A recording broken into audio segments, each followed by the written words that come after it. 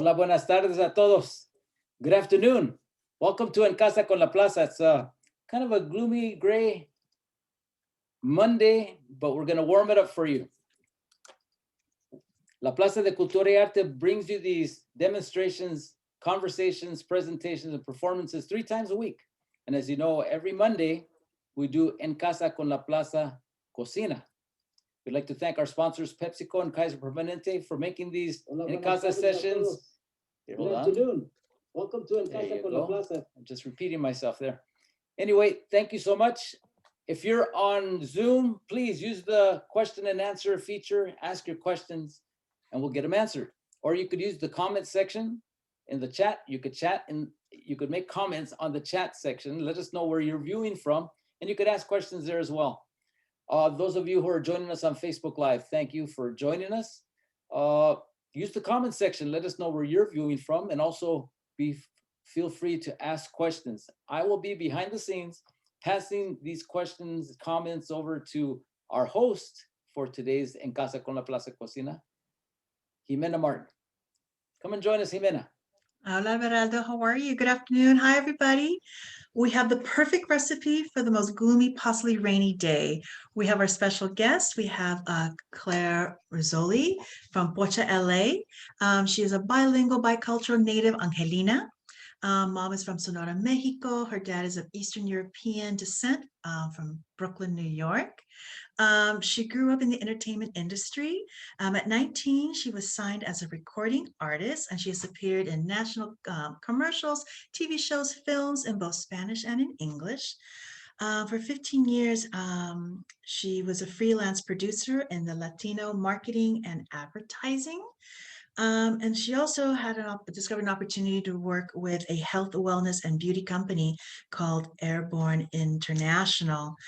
She climbed up the ranks and then pursued another dream, which was Pocha, LA, that opened up in Highland Park on April 10th, 2020. Hola. Hola, can you hear me? Yes. Hi. Hola, everybody. So tell us, okay, so you're in the entertainment industry, you're in this beauty wellness business, and then how is it that these two combined and launched over to Pocha, LA? Oh my gosh, I feel like I have reinvented myself so many times.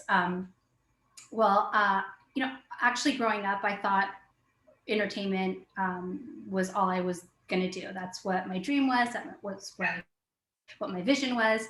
And I did have a little bit of success in my early years, and in my 20s, things really slowed down. So my mom came to the US for the American dream, and I was the first of over 50 cousins to ever go to college. That was a big deal. So I felt a lot of pressure, not really from my family, but maybe like just pressure that I put on myself to do something with it. So because things sort of slowed down for me, the starving artist thing was tough. So I thought, you know what, maybe I should put my degree to work. So I started working in Latino marketing and advertising. I was a freelance producer.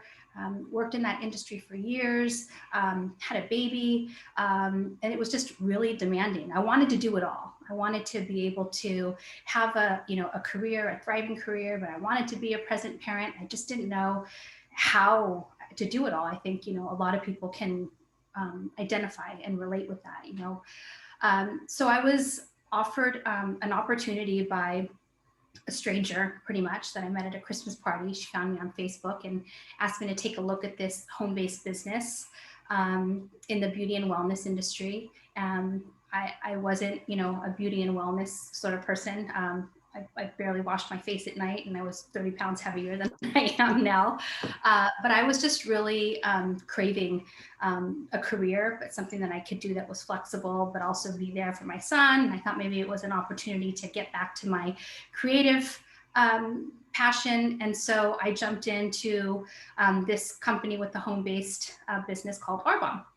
So that was 10 years ago. And I discovered a whole other industry, a whole other career path. And I don't know if you guys, do anything like this, but every year I do a vision board. And so for the last 5 years, I had had an idea that, I wanted to pursue just sort of another creative route. And honestly, like, it wasn't that like, I was passionate about cooking or that I was a chef or that I was, great at any of that. I just really wanted to have something that was my own, and something that I could create, a brand, from inception to, to full fruition. So I had put on my vision board for the last 5 years, just this, restaurant idea. I love entertaining. I love hosting. I love being of service.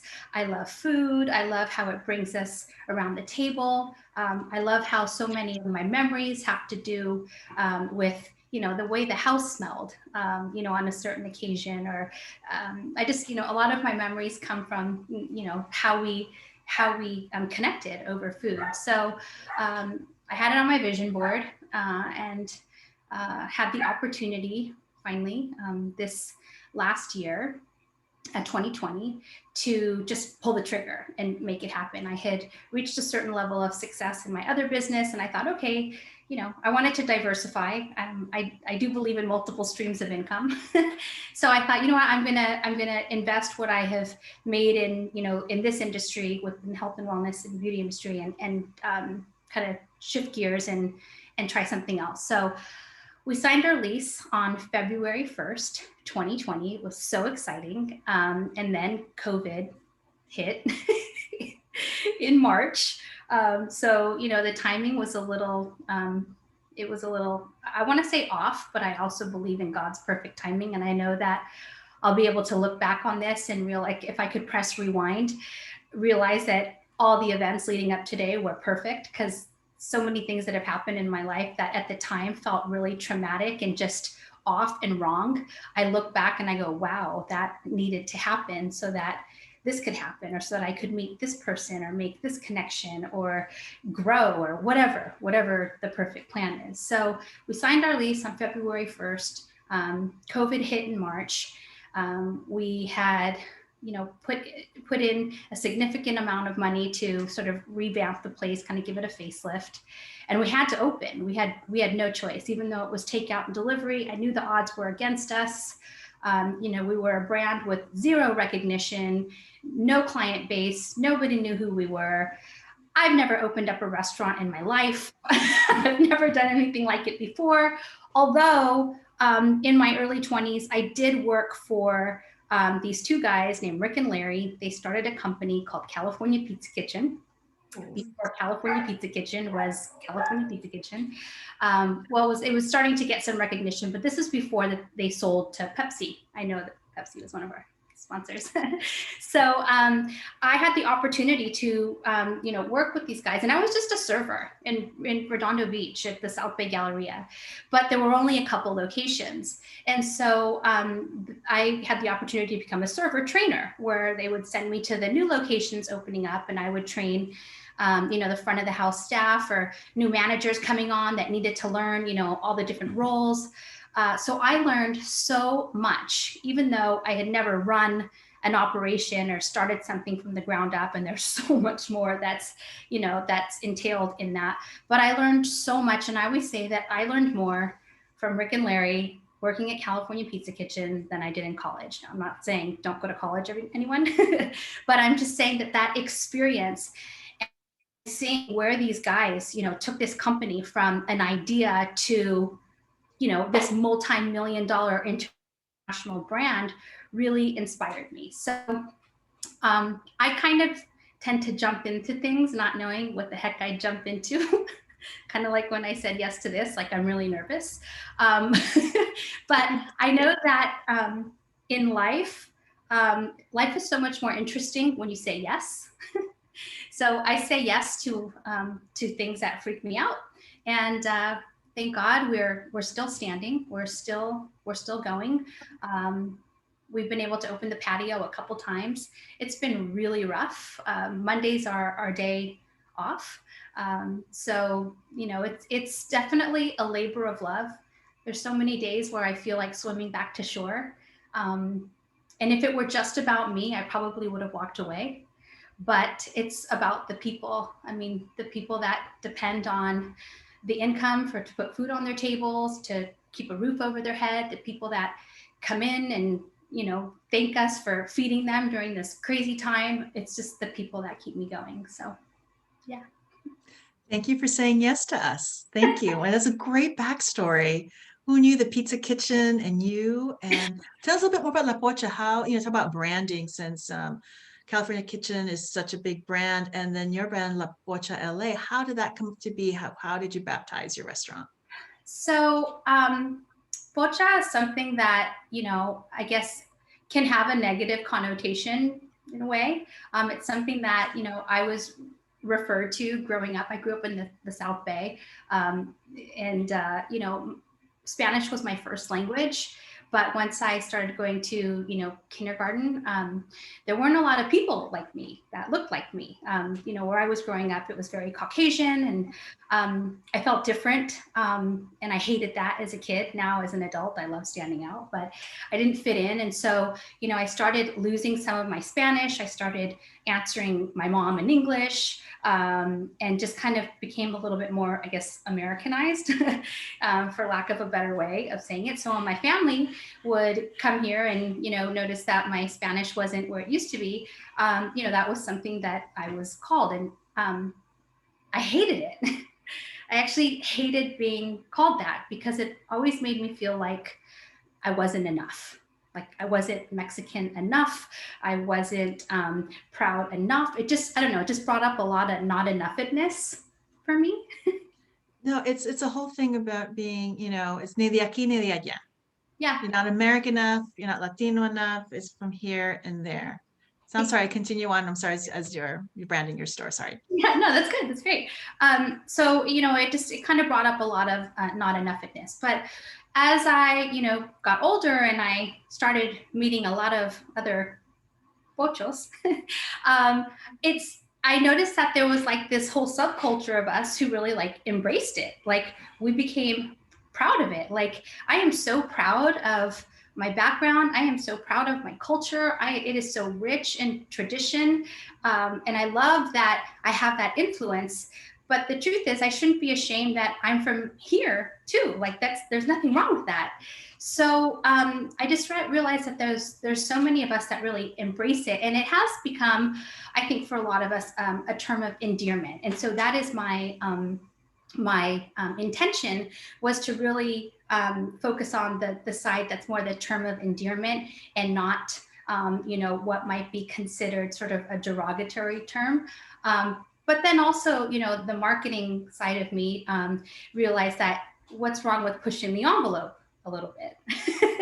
Absolutely, absolutely. You know, today we're going to do sopa de albondigas soup. Mhm. But besides soup, what other things do you have on your menu there at Pocha LA?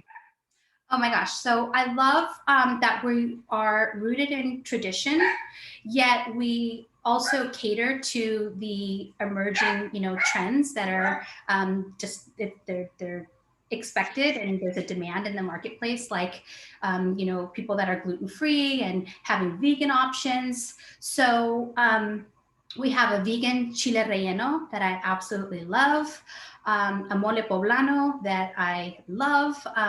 We also do, you know, brisket tacos, chicken tinga tacos, a guisado with the chile verde, which is a braised pork taco. We also do salads. We have a lot of healthier options. So, you know, some of the dishes that are a little bit, you know, like grittier because, well, that's me. But also, you know, it's Highland Park. And what I really envisioned for Pocha, especially launching our first location in Highland Park, what I really envisioned was bringing the community together. You know, it seems to be it can be very, what's the word? Just sort of divisive in a way. There's like this, you know, influx of just, you know, new people moving in, and at the same time there's you know, a very heavy Latino base who've been there for like generations. So my vision for Pocha was really to unify the community, and I love that I can see that vision come to life, because honestly our clientele is probably, you know, maybe 40%, 35% Spanish dominant, or at least, you know, fluent in Spanish, like, and then you know, whatever the math is, 65% of, you know, I guess the newer I'm afraid to say the word, you know, the more gentrified audience. I don't even know if that's a bad word anymore. I want to be very sensitive to what what is politically correct, but you know, there's a shift going on. So I just really wanted to unify the neighborhood, because I know that there's, you know, just there's a lot of places that are very like, you know, sort of more catering to the Latin market, and others that are more catering to the newer market, the influx that is coming in. So I just really wanted to be able to bring the two worlds together. Well, I just have to say, I love your passion, and I love our first location. Oh, So that yeah. means there are going to be more locations coming. That's very empowering for women business owners. Good for you. Before we get started on the albondiga soup, we have saludos from Teresa Gonzalez in Boyle Heights, Maria Guillen from the Bay Area, and Kevin Bender from San Juan Capistrano. Hi, everyone. Thank you for joining us. So please show us how you make your albondiga soup, your turkey albondiga soup, right? Yeah. So, you know, offering just sort of a healthier option. I love red meat, but this is just, you know, a little bit of healthier option. It can be made with ground beef. It can be made with you know, ground beef and ground pork together. It can be made with ground chicken. I chose ground turkey. So I actually have some that's already made. So I wasn't sure. I've never done this before, so I wasn't sure. Like, I was thinking of Rachel Ray, because I was doing like, how does she do it? She usually like has everything chopped up, she puts it in, and then it's my production background. It's called the magic of TV. They always say we just like to see a slice and dice. People enjoy seeing the process and seeing how that looks like. So when they go back online, you know, through people who register through Zoom and through Facebook, they can see the recipe. So this is great. Some people cook as we go. Other folks watch, and then they refer back, because these will be on live for a long, long time. So people can go back and, you know, go back and to refer to the recipe. But please show us, how do you make your soup? Okay, great. So I personally try not to use, I try to use this very little like cans or jars or anything that's pre-made. I know a lot of us grew up like on Nor Suiza is like the chicken bouillon as the base for soups. I try to make my own if I can. So that's kind of what that's what I'm doing today. So I have everything chopped up, but I can definitely do a little. I have a little here on the side too that I can improvise. So I have a pot of water that's boiling, and I'm going to make my own broth. So instead of adding any, you know, bouillon in there, I'm going to make my own broth. So I have some hot water going, and the way that I make my broth is I'm going to throw in a little bit of chopped onion. I've just peeled some garlic. So I have a few cloves of garlic. I'm going to throw this in the blender with the onion, a little bit of oregano, and a little bit of salt and pepper. So I'm going to do that for you with my blender. I have my special assistant, my husband, right here. Aww. Jose Luis. Yes, maybe he'll sing that. He's a mariachi singer. Maybe he'll sing a song for us. Now, I was traumatized as a child, but my mom, you know, immigrant here to the United States, she thought Campbell's soup was it. We grew up eating so much Campbell's soup. Really? Oh my God, no, I can't do it. And so now, you know, once I had my own kitchen, I'm a big soup person, soup snob. I save my chicken carcasses. I will not eat out of a can ever, ever. So I appreciate you showing us a process for those. It's so easy once you do it once. Yeah. And then it freezes nice too. I'm all about freezing, putting stuff away, or making a big batch, or even with the crock pot, just putting the chicken in there with the vegetables and let it go. It is so much better. It's so much more less expensive than buying the boxes. It is, yes. And so much healthier. So I have an 11-year-old, and so, you know, I'm trying to teach him healthier habits. I grew up actually with like my parents always cooking from scratch. Like we barely went out to eat. I barely saw any cans. I wasn't even given like sugar. I don't even remember like having chocolate. They would give me like carob. Candy for me was like granola. They were actually, my grandfather made his own granola and his own yogurt. So we were kind of like hippie-ish. So I'm just gonna throw in the blender the onion and the garlic. And I'm going to put in a little bit of oregano. It's pretty strong, so a little bit goes a long way, just a little like pinch. I'm going to do a pinch of salt. And just a little bit of pepper. Yes. And I'm just going to throw it in the blender. I'm going to blend it on off camera. That's okay. You'll hear the noise. But hold on a second. You're going to hear Paco barking. That's my little chihuahua. He goes nuts.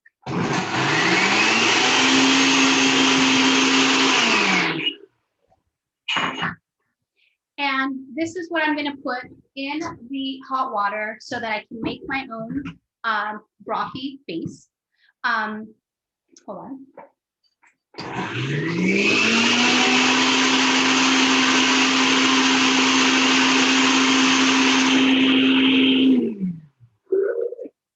And then we're also, when we do the meatballs, the albondigas, we're also going to get you know, the juice from the meatballs, so that's going to contribute to the base also. So I'm just going to drop this in the water.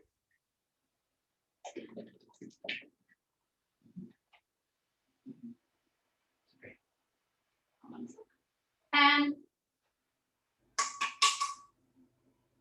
we're just going to let that do its thing while I make the meatballs. So that's going to boil hot. I'm going to get my ground turkey.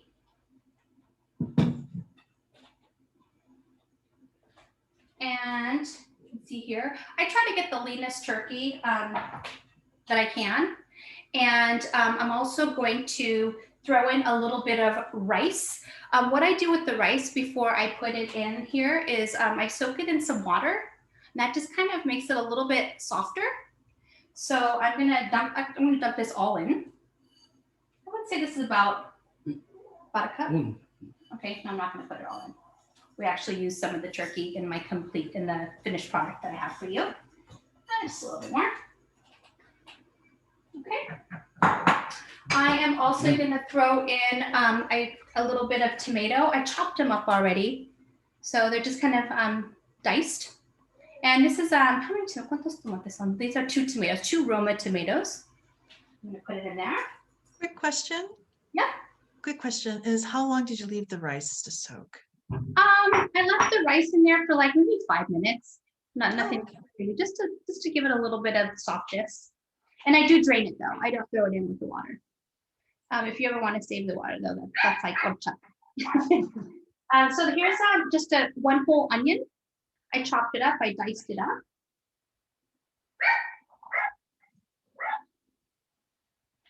And then I also chopped up some cilantro. And I also, if you can see here, I saved some of the cilantro. I'm going to use the cilantro in the albondigas, but I'm also going to just save some of the, like a bunch of it so that I can throw it in the broth when it's cooking. Gives it just a little bit more flavor. So this is going to all go in here. I'm actually really generous with the cilantro. I know some people, you know, not everyone loves cilantro. Some people have, I guess, a gene where cilantro tastes like soap. I don't know if you've ever heard of that, but I don't have that gene. I'm also going to throw in 2 eggs.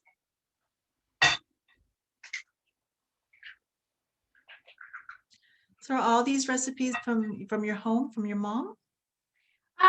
This one is actually a combination from my mom, but also from him. But he's over here like telling me like, no, not all that much. Okay, a little bit of this. He's actually like better cook than I am. Better singer, better cook, all that. And then I'm also going to throw in a little bit of salt. You can hear him. Sous chef. And a little bit of pepper.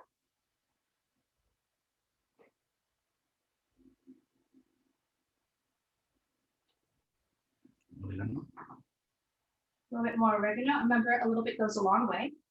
Yes. Now we got Claire from Alicia Matricardi. She says, you're amazing and you're doing a great job. That's all. And then we have April Magana from La Puente saying hello, and also Elsa Gomez, hello from Compton, California. Hi guys, thank you for joining. Watching my cooking show debut. You're doing great. You're doing really great. So I'm going to sort of, roll this all together. Really got to get your hands in there. I probably need a little bit more salt. Me echas un poquito más sal, por favor. Aquí está. Dile hola. Hola, hola. Okay.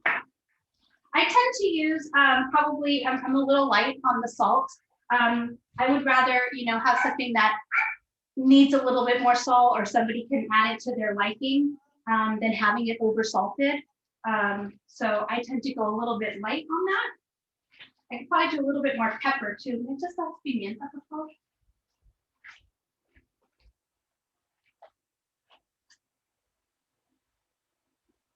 Okay. For those by chance who just clicked in, they don't have the recipe. How much turkey or pounds did you use for the sampling today? And also how much rice did you put into that today? This was 2 pounds of turkey, ground turkey, and I believe I got the 93%. So it's only 7% fat, so it's pretty lean. Like I get the leanest one I can find. I think that's maybe there's something leaner out there, but that's what I found. And then the rice, that was probably like 3/4 cup. 3/4. No.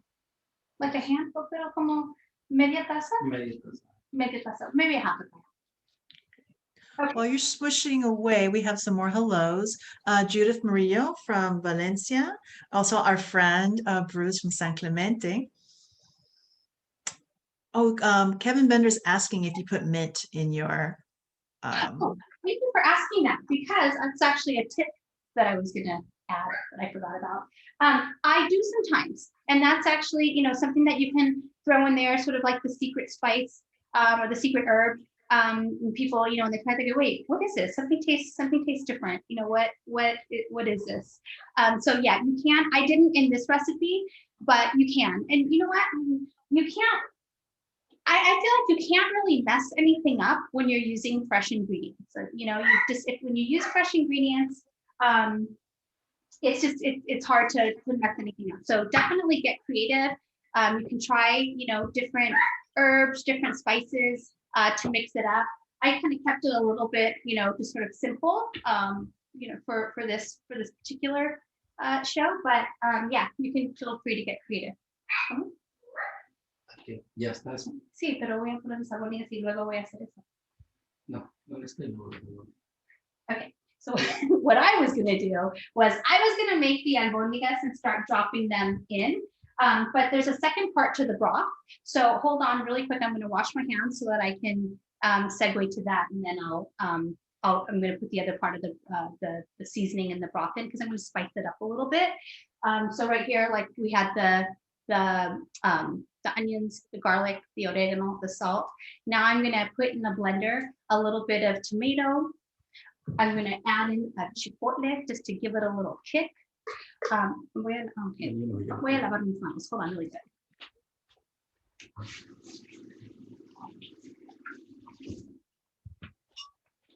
Okay. So what I was going to do was I was going to put make one of the balls and put them in the broth, and then do the second part of the seasoning to the broth. But what I have here is just some sliced Roma tomatoes. So I have 1, 2, 3 sliced Roma tomatoes. I'm going to pop those in the blender. I'm going to throw in 2 chipotles. Right here. I love chipotle. These were canned. So this is like one of the only canned things that I used. So 1, 2 in the blender.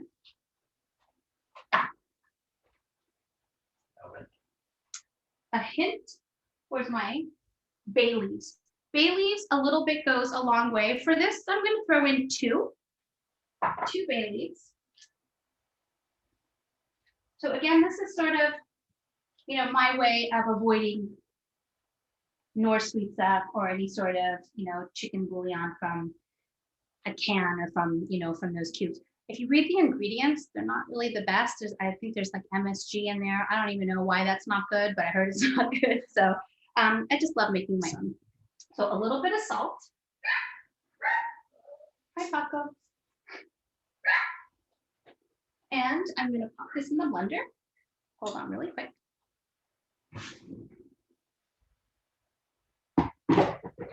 Off camera.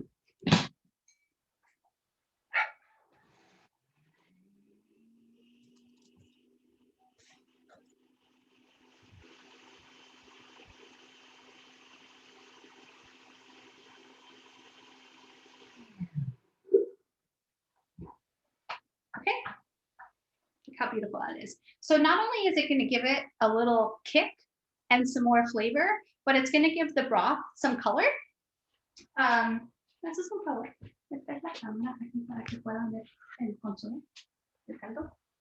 So I'm going to put this in here.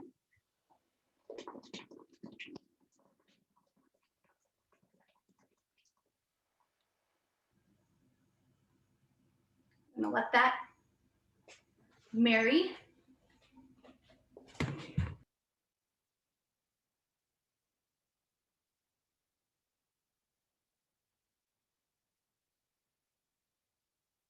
Oh, How did it go on mute? Sorry about that. What I love about this recipe too is that it's really inexpensive. You can feed a lot of people, you know, if you're especially just on a budget, and people love it, especially like, you know, during days like this, when it's a little cloudy. I remember, you know, it's funny, my mom actually did not cook a lot. She's the one from Mexico. My dad's from Brooklyn, New York. My mom did not cook that much, but there were a few things that she always made.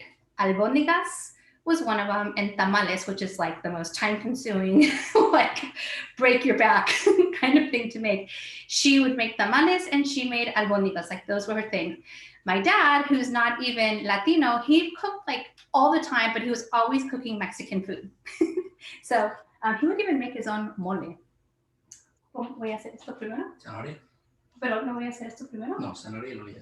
Okay, so Porque es más dura. okay, so I'm gonna pop in the carrots so that they can get a little bit soft. While I'm gonna throw in the albondigas. The albondigas, I make them a little bit bigger. They're kind of hearty. So once the albondigas go in and start to rise, that's when I'm gonna throw in some of the other ingredients, the vegetables that tend to get a little tender faster. So I'm gonna put the zanahoria, the carrots in first. Then I'm going to put the albondigas in. Then I'm going to add the papas, and the calabaza is going to be last. So I just chop those up. And you know what? You can use any amount of vegetables that you want. If you want to be like a little bit more heavy on the veggies, you can definitely do that. So whatever you have in the refrigerator too. You have some zucchinis, whatever's gone its way out. How long does it take the stock to the raise up? How do you say it, to steep? To steep the broth. Oh my gosh, probably like 10 minutes. I mean, and these actually cook pretty fast too. Like in 5 minutes, they start rising to the top. So I like to make them hearty. You can make them smaller. They're going to cook faster, obviously, if you do them smaller. I'm going to pop these in here. And do it really fast. I find it easier if you do like this. Oop. Any questions while I'm doing this? We had a saludos, but I'm trying to get my chat here to go.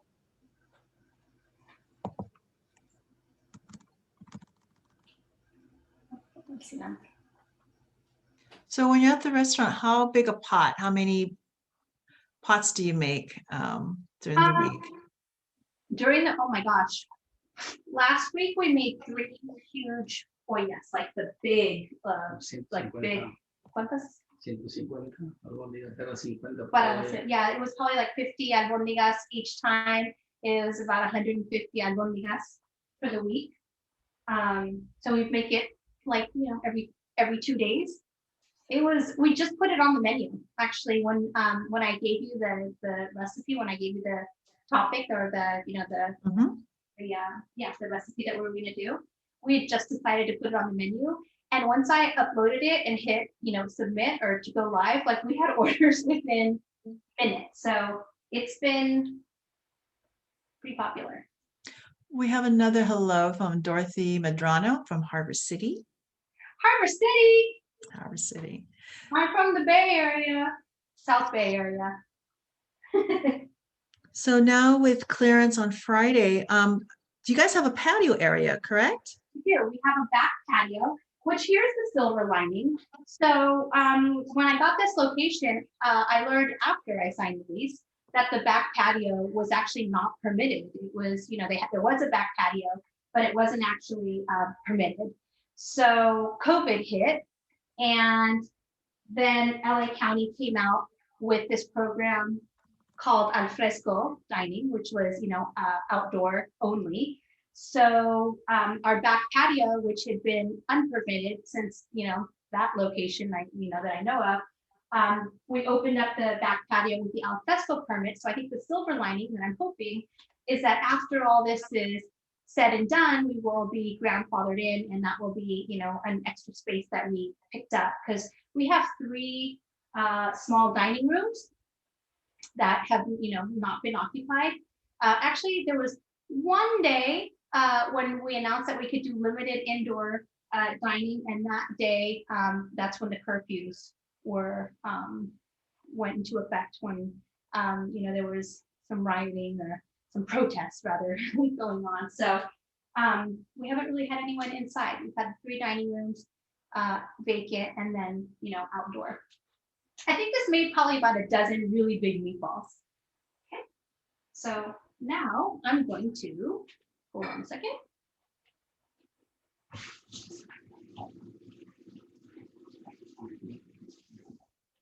Okay, remember that extra little bunch of cilantro that I had?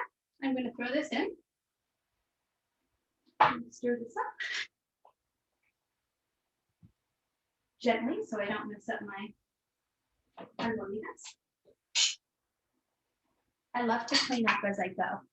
There's all kinds of different methods. Some people, as they're cooking, they just let it build up and then do it at the end. But I love to have like a spotless kitchen. By the time I'm done cleaning, everything is clean. Plus, I have my special assistant here. So while the soup is cooking, tell us more, the exact location, the address, your Instagram. How can we find you? So we are at 6101 York Boulevard in beautiful Highland Park, Northeast Los Angeles. We sit on the corner of Branch and York. It's a beautiful location. Our Instagram handle is at Pocha_Los Angeles. I also handle our social, I handle everything. I was washing dishes on Saturday night, helping payroll on Wednesday. So I'm doing it all right now. I wear many hats. But our social media, I've been doing that, learning how to do social media. I'm not a social media maven by any stretch of the imagination. But we do upload, or post rather, specials that we have, maybe new menu items that we're testing out, just kind of seeing like what people are looking for. I really want to cater to what people want. So that's how actually the albondigas came to play. I posted it just as a special, and then it took off. So it's going to be part of the regular menu. So I'm learning as I go. So if anyone is watching and you have a dream but feel like you don't know how to do it because you've never done it before, I just want you to know that the learning is in the doing.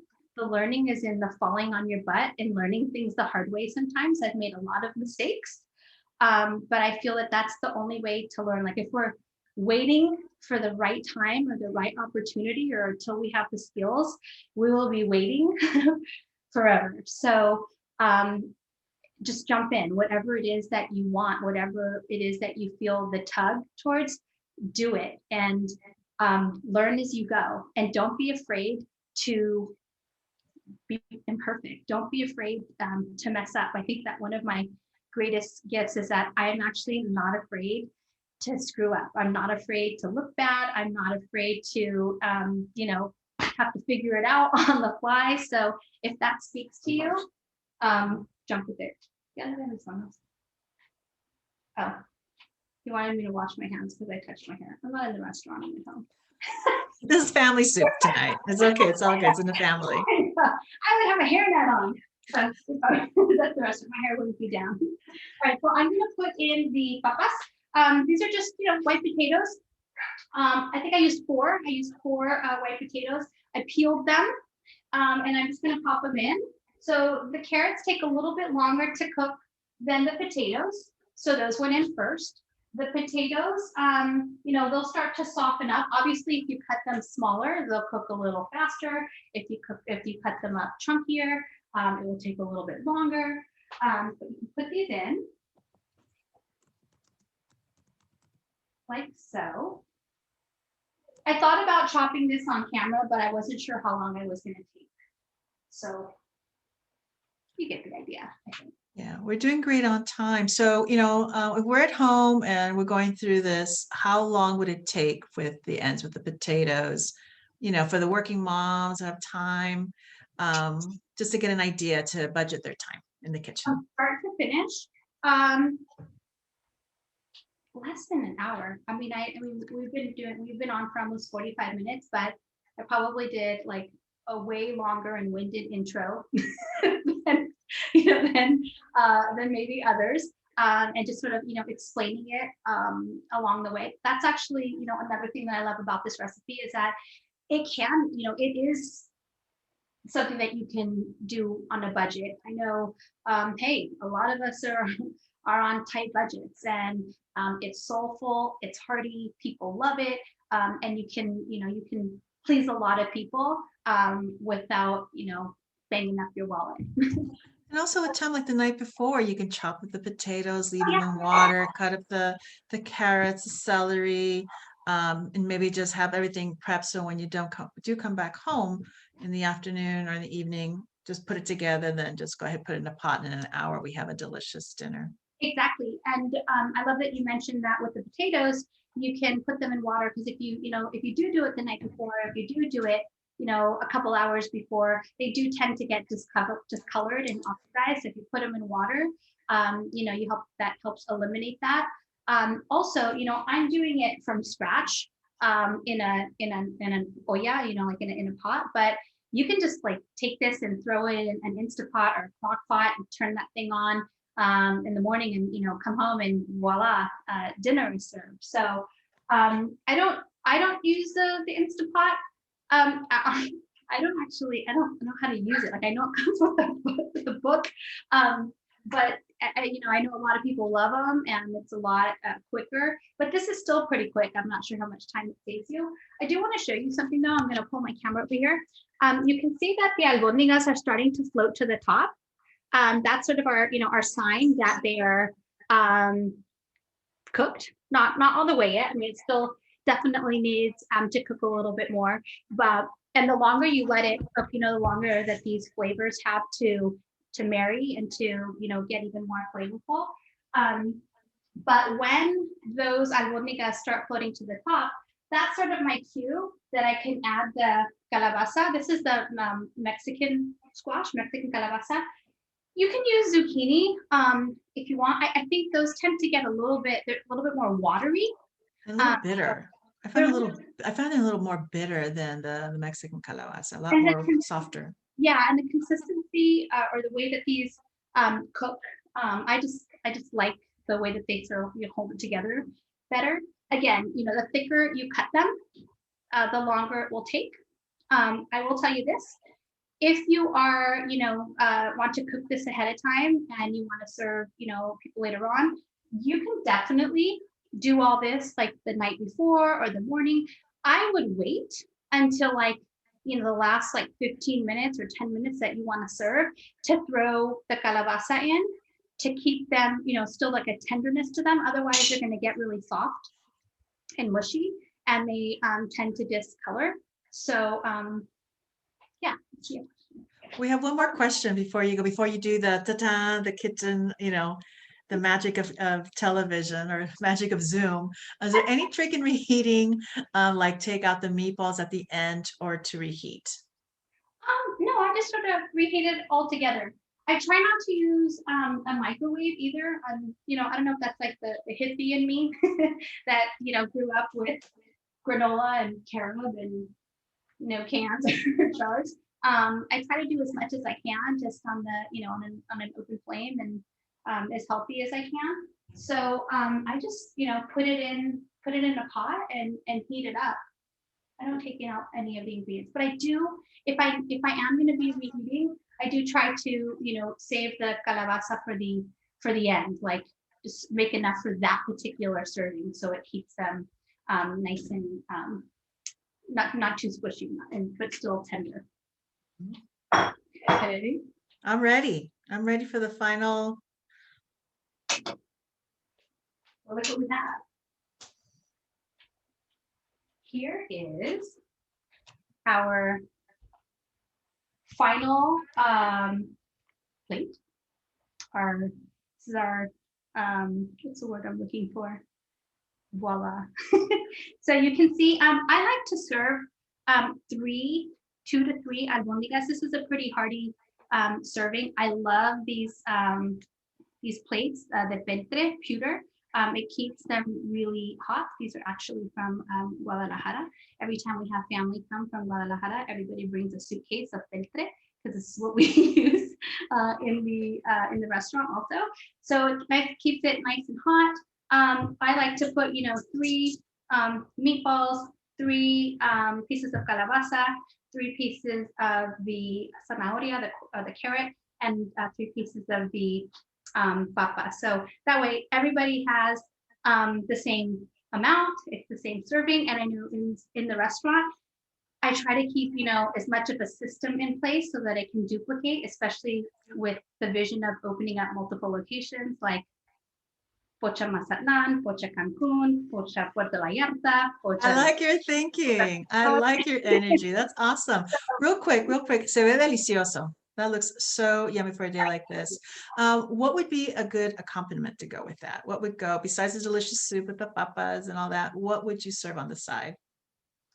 You could also do, actually at the restaurant, we serve it with a couple tortillas. You can do tortilla de maíz. That's really what I recommend. I love tortillas de harina. I love flour tortillas. I would think that the corn ones would accompany this, you know, a little bit better. But if you're a flour girl or flour guy, you can definitely do that as well. But this is like a meal in itself, you guys. You get a good amount, you know, of protein. You're getting your veggies in there. You have a little bit of like the, you know, the simple carbs.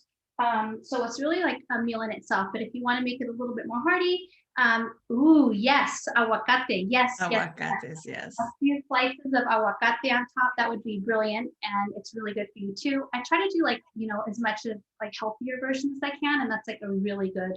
Aguacate is good. It's a good fat. It's a good fat. Thank you. Yes. Thank you so much for sharing that delicious bowl of soup with us on a very timely day. It's so cold, comfort food. I love your energy, girl power, more stores coming, La Pocha, Mazatlan, Cancun. And I'm trying to get to Mexico. That's really what I'm trying to do. And how brave of you to just keep going in the midst of COVID. You know, that's amazing. Congratulations. More power to you. Keep up the good energy. Again, one more time before I pass it over to mi compañero Averaldo. Where can we find you? Instagram, real quick, for those who just happen to come in a little bit later. Instagram, we're at Pocha_Los Angeles. And our physical location, our first of many locations, is 6101 York Boulevard in Highland Park, Northeast Los Angeles. And I just want to say to you guys, Jimena, thank you. Abelardo, thank you so much for the opportunity. Thank you for the opportunity to say yes and do something way outside my comfort zone and to stretch and grow. Today is lunes y el cuerpo lo sabe. And the reason why I say that is because it's my Friday. So I just want to say cheers to you and my special assistant, my sidekick. Oh, I didn't know we were celebrating. I have water. Chin chin, chin chin. It's Friday for us. It's our day off. Salud, everyone. Salud. Thank you, thank you, thank you. Before you go away, that's awesome. That's really awesome. Patricia Perez is asking if you sell gift certificates. Yes, we do. Awesome. He'll get your gift certificates. And then one last suggestion was to egg. Don't put it here. Last one to the kitchen is a rotten egg. Oh, what comes in last? Sorry. Oh, As it- as it- two eggs. Well, thank you so much, Claire. That was fantastic, and to Jose Luis as well. There's always you. good to have somebody in the kitchen with you to make things happen. And come Jimena, Pocha of course- for mariachi too. That's Gracias. right. That's right. La Plaza, a few of my team members, we visited La Pocha back in October. Yeah. And it was delicious. It was a beautiful patio. The ambiance was perfect. Some great appetizers. It was a very special meal that we enjoyed as a team to celebrate our gala. That's where we had our little gala celebration. Those of you out there who attended our virtual gala, thank you so much. If you haven't, you can check it out on our YouTube channel, along with this video, which we're recording, and in a couple hours we'll be posting on our YouTube channel at La Plaza LA. It also stays on our Facebook page at La Plaza LA, and also goes on our website, lapca.org. You could catch this one and all of the other En Casa con La Plaza cocinas that Jimena has so graciously hosted. You'll be amazed by the sheer variety of the food that we presented. But albondigas, oh my God, thank you so much. This is put something in my head. So I know it's been a couple of years since I've made them. I'm the albondiga maker in our family. So I know that before too long, we're going to be serving some here at my home. And thank you for the recipe. Wonderful. Thank you. Gracias. Thank you, everyone. Thanks for the opportunity. Thanks, Have a great night. Thank you. All right. Again, thank you all out there for joining us on En Casa con La Plaza Cocina this beautiful, kind of gloomy, kind of sunny, partly sunny Monday. This Wednesday, of course, we have two more coming on this week. This Wednesday, we have the peoples of the native peoples of Southern California. A wonderful presentation by John Schmall, who's a historian, and he knows about ancestry. He's a great presentation about the native peoples in the 17th and 18th century. And then on Friday, the return of Dan Guerrero, our great friend, with his special guest, Cheech Marin, who will be talking about all things Cheech, from his days on stage with Cheech and Chong, his movie career, but then also his most recent venture as a museum director, founder of the Cheech in Riverside, which will be a wide-ranging conversation. It'll be a happy hour indeed, and then you will be needing your cups, your vasitos to keep up with those too. So muchas gracias a todos for joining us on En Casa con La Plaza. Stay safe out there, please. Thank you again to our sponsors, Kaiser Permanente and PepsiCo. And nos vemos hasta la próxima. Bye-bye. Bye. Bye. Gracias. Thank you.